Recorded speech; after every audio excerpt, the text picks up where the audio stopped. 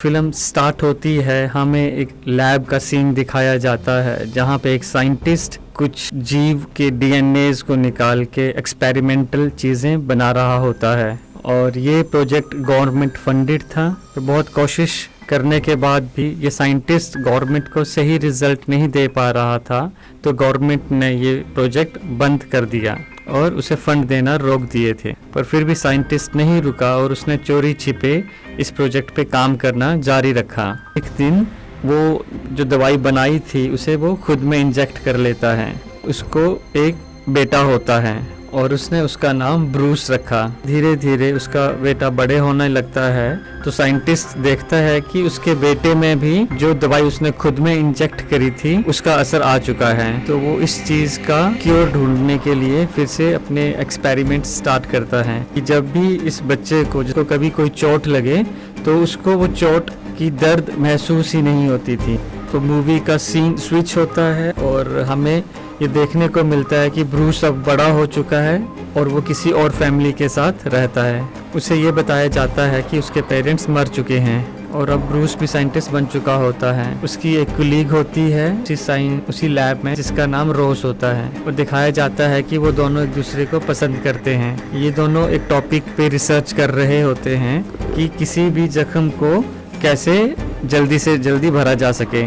तभी इनके पास एक बंदा आता है और वो इन्हें कहता है कि आप लोगों को आर्मी के लिए काम करना चाहिए, पर ये लोग उसे मना कर देते हैं। वहाँ फिर रोज़ जब ऑफिस से घर जा रही होती है तो वहाँ उसे एक अजीब सा बंदा दिखाई देता है जो कि ब्रूस के ऑफिस में जाता है और वहाँ से ब्रूस का एक बाल उठा लेता है। हमें पता चलता है ये बंदा जो ब्रूस का बाल उठा के लाया था ये ब्रूस का फादर था। तो ऑफिस में ब्रूस और रोज जिस प्रोजेक्ट पे काम कर रहे होते हैं तो वो मशीनरी काम करते हुए एक टाइम खराब हो जाती हैं। तो ब्रूस उसको ठीक करने के लिए मशीन्स के बीच में जाता है, पर फिर मशीन से कुछ रेज निकलती हैं और वो रेज ब्रूस पे पड़ती हैं। ब्रूस हॉस्पिटल में होता है और अपने बेड से होश में आ जाता है क्योंकि वो रेज मशीन की रेजेस पड़ने से ये बेहोश हो चुका था, इसलिए ये यहाँ पे हॉस्पिटल पे लाया गया था। तो वहाँ साइड में रोज भी बैठी होती है जो उससे बातें कर रही थी। तो वो काफी इमोशनल होके ब्रूस से कहती है ये रेज तो बहुत ज्यादा पावरफुल और हानिकारक थी, तुम्हारी जान कैसे बच गई थी। इस पे ब्रूस कहता है ये मुझे भी नहीं पता कि ये क्या हुआ और ये मैं कैसे इस चीज से बच गया, पर फैक्ट इज कि अभी मैं बहुत ज़्यादा पावरफुल और एनर्जेटिक महसूस कर रहा हूँ और मुझे कहीं कोई दर्द भी नहीं है। तो दोनों ही इस बात से हैरान तो बहुत थे पर खुश भी थे। दिखाया जाता है ब्रूस बेड पे सो रहे थे और उसके फादर वहाँ पे आते हैं और वो ब्रूस से कहते हैं कि मैं तुम्हारा पिता हूँ। तो ब्रूस इस पे रिप्लाई करता है मेरे पेरेंट्स तो बचपन में ही मर चुके हैं। ब्रूस के फादर कहते हैं कि नहीं, आर्मी ऑफिसर्स ने तुमसे झूठ कहा था और रोज उसी आर्मी ऑफिसर की बेटी है जिसने मेरी रिसर्च को भी रुकवा दिया था। और अपनी लैब में तुम जिस चीज़ पे रिसर्च कर रहे हो वो ऑलरेडी तुम्हारे अंदर ही तुम्हारे डीएनए में है, उसे कहीं और ढूंढने की ज़रूरत नहीं है, ना ही तुम्हें किसी और की मदद चाहिए। तो ब्रूस अपने फादर से कहता है कि मैं कैसे आपकी बात पे यकीन कर सकता हूँ, आप इतने सालों बाद अचानक से आ गए हैं और रोज को तो मैं बहुत सालों से जानता हूँ और आई लव हर। और ब्रूस अपनी लैब में होता है और उसको फ्लैशबैक्स आते हैं अपनी फादर की सभी बातों के। तो वो पुरानी बातें याद करके बहुत गुस्से में आने लगता है और वो फील करता है कि उसकी बॉडीज में अजीब से चेंजेस होने लगे हैं। तो उसकी बॉडी ग्रीन से कलर की होने लगती है और उसका बॉडी का आकार भी बड़ा होने लग पड़ता है। देखते ही देखते वो बहुत बड़ा हरे रंग का एक मॉन्स्टर बन जाता है और यही मॉन्स्टर मेरे दोस्तों हल्क है। और ये नज़ारा ब्रूस के फादर भी पीछे से देख रहे होते हैं। तो अब वो फादर ब्रूस के पास आते हैं जो अभी हल्क बन चुका है और उसके चेहरे पे हाथ रखता है, उसको अपनी पुरानी बातें याद दिलाना, बचपन की बातें याद दिलाते हैं। पर ब्रूस यहाँ पे अपने गुस्से को कंट्रोल नहीं कर पा रहा, इसलिए उसने कोई बात नहीं सुनी अपने फादर की और वहाँ पे चीज़ों को तोड़ के वहाँ से चला गया। तो नेक्स्ट डे हल्क से रोज मिलने आती है। वो कहती है कि लैब में बहुत कुछ अजीब सा हुआ था, वहाँ पे सारा सामान बिखरा और टूटा हुआ था, तो क्या तुम लैब में आए थे कल? ब्रूस को कुछ भी याद नहीं होता क्योंकि वो अभी ब्रूस होता है, ना कि हल्क। पर इस पे ब्रूस कहता है कि नहीं, मैं तो कल लैब नहीं गया था, पर मुझे बहुत बुरे बुरे सपने से आए और वहाँ एक आदमी भी आया था, वो खुद को मेरा पिता बता रहा था। तो तभी वहाँ पर आर्मी जनरल रोज के फादर वहाँ पे पहुँचते हैं और अपनी बेटी को बाहर जाने को कहते हैं। तो रोज का फादर कहता है कि तुम जाओ बाहर, गाड़ी में बैठो, मुझे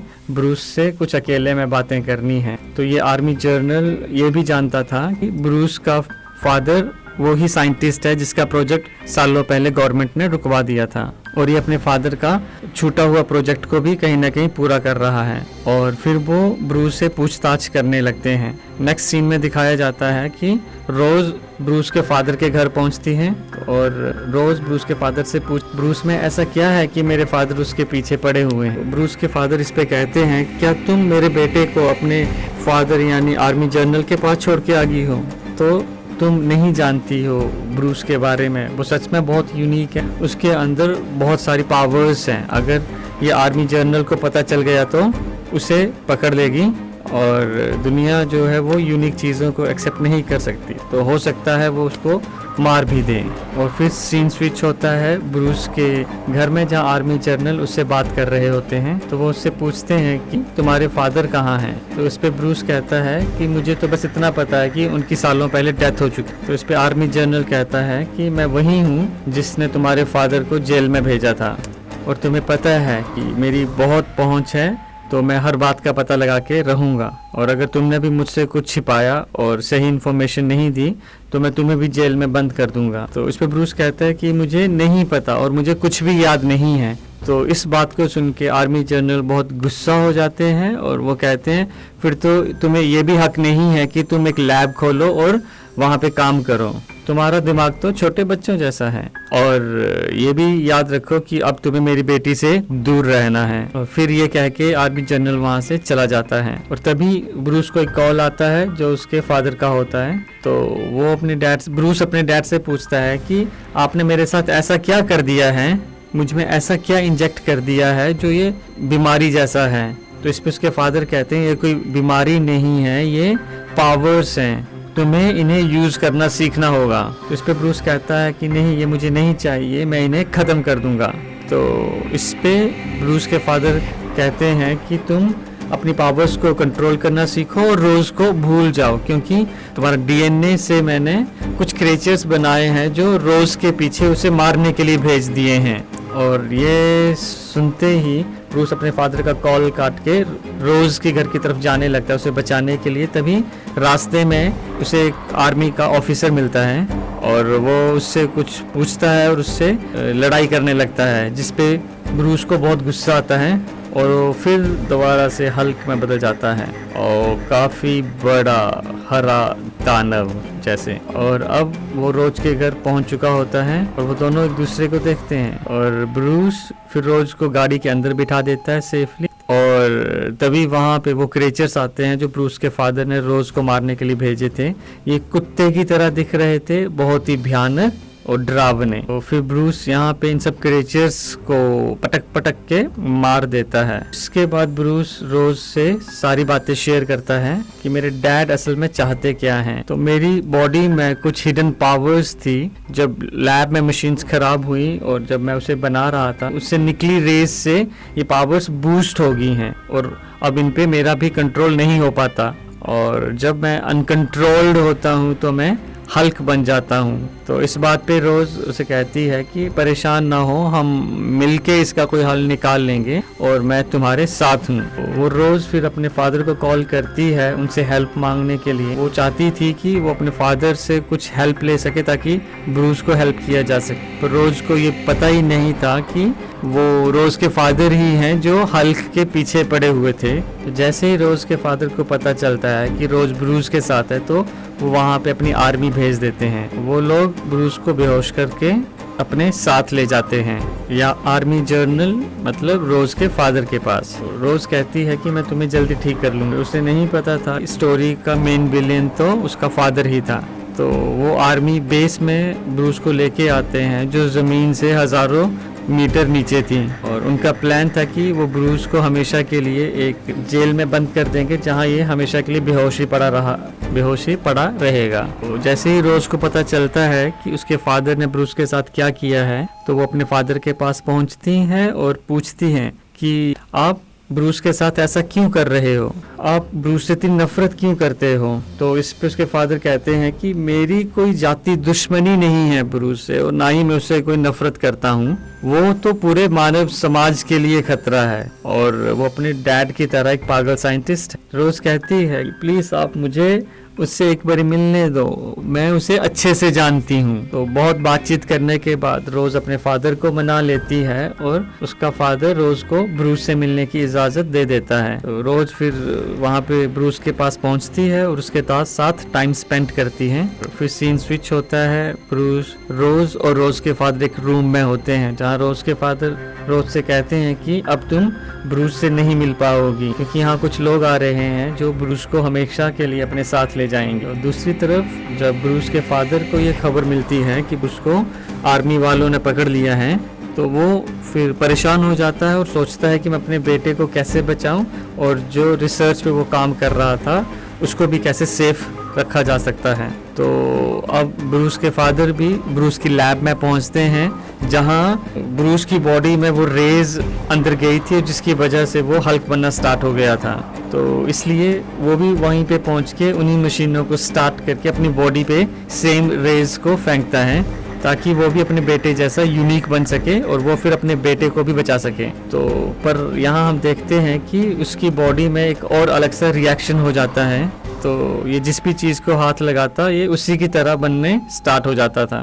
फिर वहाँ से ब्रूस के फादर रोज के घर पहुँचते हैं और कहते हैं कि मुझे मेरे बेटे से मिलना है। रोज कहती है कि अब तो बहुत देर हो चुकी, उसे वो लोग लेकर जाने ही वाले हैं। तो ब्रूस के फादर रोज से कहते हैं ये सब कुछ तुम्हारे फादर ही तो करवा रहे हैं, तुम उनसे बात क्यों नहीं करती, वो ये सब कुछ रुकवा सकते हैं। रोज कहती है कि नहीं, वो मेरी बात नहीं मान रहे और मैं उनको नहीं रोक पा रही हूँ। रोज ब्रूस के फादर से कहती हैं कि आप ऐसा क्यों कह रहे हो मुझसे, जबकि ये सारा किया कराया आपका ही तो है, ये आपकी ही गलती है। तो ब्रूस के फादर उसे एक्सप्लेन करते हैं कि ये मेरी गलती नहीं है, बल्कि डीएनए के थ्रू उसकी बॉडी में गया है, और मैं तो खुद चाहता था कि ऐसा कुछ ना हो। के लिए इसको ख़त्म करने के लिए मैंने बहुत सारी कोशिशें की हैं, और अभी भी मैं जो बात कर रहा हूँ वो आप लोगों के भले की ही बात है। तो इस पे ब्रूस के फादर आगे कहते हैं रोज से कि तुम्हारे फादर की गलती है कि जिन्होंने पहले तो प्रोजेक्ट स्टार्ट करवाया और बीच में अचानक से बंद करवा दिया। तो अगर मेरा प्रोजेक्ट चलने दिया गया होता तो मैं डेफिनेटली इस बीमारी का इलाज भी ढूंढ लेता। ब्रूस का फादर कहते हैं कि जाने अनजाने में गलती तो हुई है, पर जैसे ही मुझे इस बात का एहसास हुआ कि ब्रूस बड़ा होके दुनिया के लिए खतरा हो सकता है, तो जब वो बहुत छोटा था तो मैंने उसे मारने की कोशिश भी की थी, पर ब्रूस की माँ तो बीच में आ गई थी और मेरे हाथ में जो खंजर था वो उसको लग गया, जिसकी वजह से ब्रूस की माँ की वहीं पे डेथ हो गई। तो नेक्स्ट सीन स्विच होता है और हम देखते हैं ब्रूस को किसी वाटर टैंक जैसी टेस्ट ट्यूब में रखा था और उस पर कुछ एक्सपेरिमेंट हो रहे थे। तो यहाँ पे ब्रूस को इलेक्ट्रिकल शॉक दिए जा रहे थे, उसको टॉर्चर किया जा रहा था। ये चाह रहे थे कि ब्रूस को गुस्सा आए और वो ग्रीन मॉन्स्टर यानी कि हल्क में बदल जाए। तो ये एक्चुअली इस पे रिसर्च कर रहे थे ब्रूस की बॉडी पे कि जब ये हल्क बनेगा तो हम इसके बॉडी पार्ट्स को निकाल लेंगे और उसके डीएनए से इसकी तरह से और ढेरों सोल्जर्स बनाए जा सकेंगे। पर ब्रूस किसी तरह से खुद को कंट्रोल किए हुए था और वो हल्क में नहीं बदल रहा था। लोग उसको इतना टॉर्चर करते हैं, इतना परेशान करते हैं, लास्ट में ब्रूस हल्क तो नहीं बनता पर उन टॉर्चरों को झेलता झेलता बेहोश हो जाता है।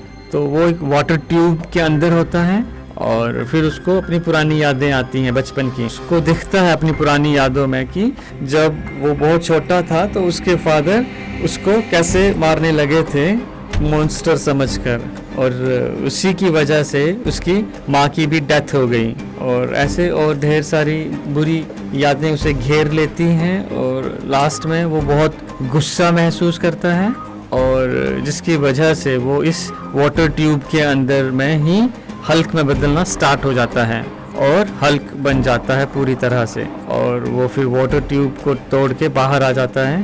तो यहाँ पे पूरी आर्मी उसे पकड़ के बेहोश करने में लगी होती है। वो ब्रूस पर बहुत फायर करते हैं गन से, पर ब्रूस को तो कुछ नहीं होता क्योंकि वो अब हल्क बन चुका होता है और ये बहुत सारी पावर्स को भी फील कर रहा था अपने अंदर। तो वो वहाँ से सब बिल्डिंग को तोड़ ताड़ के बाहर निकल जाता है और वहाँ से भागने लगता है हल्क बन के। पर आर्मी के लोग हेलीकॉप्टर से उसका पीछा करते हैं और उसको मारने की कोशिश करते हैं, उस पर मिसाइल्स छोड़ते हैं, गोलियां चलाते हैं, पर हल्क सबसे बचता बुचता भाग रहा था। वो देखता है कि एक हेलीकॉप्टर उसके पीछे पड़ा हुआ है, तो हल्क अपनी पावर से बड़ी ऊंची छलांग लगाता है और हेलीकॉप्टर्स को पकड़ लेता है। पर हेलीकॉप्टर फिर एकदम से हाइट की ओर बढ़ने लगता है जिस वजह से हल्क का हाथ छूटता है और हल्क एक बड़ी सी नदी में आके गिर जाता है और फिर हेलीकॉप्टर ऊपर से उस पर बहुत सारे फायर करने स्टार्ट कर देती है। और नेक्स्ट सीन में दिखाते हैं कि हल्क पानी से निकल चुका था और शहर की सड़कों में आ जाता है। तो वहाँ पे दिखाया जाता है कि रोज़ भी वहाँ होती है। तो बेसिकली रोज़ को यहाँ पे उसी के फादर ने भेजा होता है ताकि हल्क को प्यार से हैंडल किया जा सके और कंट्रोल किया जा सके। तो जब ब्रूस रोज़ के सामने आता है तो उसे देख के वो इमोशनल हो जाता है, उसका गुस्सा ठंडा पड़ने लगता है जिस वजह से हल्क वापिस से ब्रूस बनने लग पड़ता है और वो धीरे धीरे हल्क से ब्रूस में ट्रांसफॉर्म हो जाता है। पर ये यहाँ समझ नहीं पा रहे होते हैं रोज के पिता की ही साजिश है ब्रूस को पकड़ने के लिए। अब क्योंकि ब्रूस हल्क नहीं था, ब्रूस बन चुका था, इसी बात का फ़ायदा उठा के वहाँ आर्मी के सोल्जर्स आ जाते हैं और उसको वापिस से पकड़ लेते हैं। तो यहाँ पे जब रोज़ को पता चलता है कि उसके फादर ने अपने स्वार्थ के लिए उसे यूज़ किया है, उसे धोखा दिया है, तो इस बात से वो बहुत परेशान हो जाती है और अपने फादर से नाराज़ भी, और वो अपने फादर के लिए नफरत महसूस करती। फिर सीन स्विच होता है और यहाँ पे ब्रूस के फादर को दिखाया जाता है। तो वहाँ पे कहते हैं आर्मी के लोगों से कि मुझे आखिरी बार मेरे बेटे से मिलने दिया जाए, तो उसके बदले में मैं सरेंडर करने को भी तैयार हूँ। तो कहता है कि तुम मुझे पकड़ लो, अरेस्ट कर लो, पर मुझे मेरे बेटे से मिलने दो। तो ये बेसिकली ब्रूस के फादर का प्लान था, क्योंकि अब उनके पास भी तो हल्क जैसी ही पावर्स आ चुकी थी। तो वो यहाँ पे फाइट करना चाह रहे थे इन सब लोगों से ताकि अपने बेटे को बचाया जा सके। तो यहाँ पे दिखाया जाता है कि ब्रूस और ब्रूस के फादर चेयर पे आमने सामने बैठे होते हैं और ब्रूस के फादर ब्रूस से बातें करते हैं और उसे कुछ कुछ समझाते हैं, कुछ पुरानी बातें करते हैं और वो चाहते हैं कि ब्रूस को गुस्सा आए और वो हल्क में बदले। अब ब्रूस के फादर को समझ नहीं आता है कि वो क्या करें, तो इसलिए वो झट से उठते हैं और वहाँ पूरे शहर की बिजली जो होती है उसकी तारों को तोड़ के पूरी एनर्जी को अपनी बॉडी के अंदर एब्जॉर्ब करने लग पड़ते हैं। उसी बिजली की तारों के झटके वो ब्रूस को भी लगा देते हैं। तो इस पे फिर से ब्रूस को गुस्सा आता है और वो हल्क में बदल जाता है। तो अब क्योंकि वो हल्क बन चुका था, ब्रूस के फादर में भी हल्क जैसी पावर्स थी, अब दोनों दो बड़े मॉन्स्टर्स बन चुके थे और आपस में बहुत घमासान लड़ाई करते हैं। एक्चुअली ब्रूस के फादर ये ऐसा कर रहे थे ताकि हल्क की पावर्स को अब्जॉर्ब करा जा सके और उसको फिर से एक नॉर्मल इंसान बनाया जा सके। तो जब हल्क को ये समझ आता है तो वो अपने फादर से कहता है कि ठीक है, आप मेरी सारी एनर्जी ले लो, और वो अपनी एनर्जी को अपने फादर की बॉडी में ट्रांसफ़र करना स्टार्ट करता है। पर ब्रूस के अंदर इतनी सारी एनर्जी और पावर होती है कि ब्रूस के फादर उसको कंट्रोल ही नहीं कर पाते हैं। और फिर ब्रूस के फादर कहते हैं कि नहीं, रहने दो, ये मुझसे नहीं हो पाएगा, ये पावर को सिर्फ तुम ही कंट्रोल कर सकते हो। तो फिर वहाँ पे आर्मी के लोग होते हैं और वो उन पे गोला बारूद फेंकते हैं, मिसाइल फेंक दी जाती है जहाँ वो लड़ रहे थे। तो दिखाया जाता है कि इससे उन दोनों की डेथ हो जाती है। और फिर सीन स्विच होता है 1 साल बाद। रोज को रोज के फादर की कॉल आती है। रोज के फादर रोज से कहते हैं कि अगर तुम्हारे पास ब्रूस की कोई भी खबर है या हल्क की कोई भी खबर है तो तुम मुझे जरूर बताना। हालांकि लोग कहते हैं कि वो मर चुका है, पर मुझे पूरा यकीन है वो मरा नहीं है। रोज इस बात पे कहती है कि नहीं, मैं आपको कभी नहीं बताऊंगी, अगर मुझे पता भी चलेगा तो भी नहीं, और मैं खुद भी नहीं चाहती हूँ कि मुझे ब्रूस की याद आए, नहीं तो वो वापस मेरे पास मेरी यादों में चला आए। उसकी यादों के साथ जीना उसके बिना बहुत मुश्किल है। सीन स्विच होता है, जंगल में एक आदिवासियों का कैंप होता है, और वहाँ पे हम देखते हैं कि एक बंदा जिसकी दाढ़ी चढ़ गई है, एक राउंड हैट उसने पहना है, और ये ब्रूस जैसा दिखता है। हाँ जी, ये ब्रूस ही होता है। तो इसका मतलब ब्रूस अभी जिंदा है। ये यहाँ पर कुछ लोगों का इलाज कर रहा होता है, और इसने अपने गुस्से पर काबू पाना भी सीख लिया होता है। तो इसी वजह से इतने टाइम से कोई उसे पहचान नहीं पा रहा था, और इसी वजह से वो हल्क भी नहीं बना था और लोगों की नज़र में भी नहीं आया। तो इसीलिए किसी को नहीं पता था कि हल्क अभी जिंदा है और वो मरा नहीं है। इसी के साथ यहाँ पर हल्क मूवी का पार्ट 1 ख़त्म हो जाता है। जल्दी मिलते हैं फिर नेक्स्ट वीडियो में, और तब तक के लिए अपना ध्यान रखिए, खुश रहिए। Thank you very much time देने के लिए। Thank you.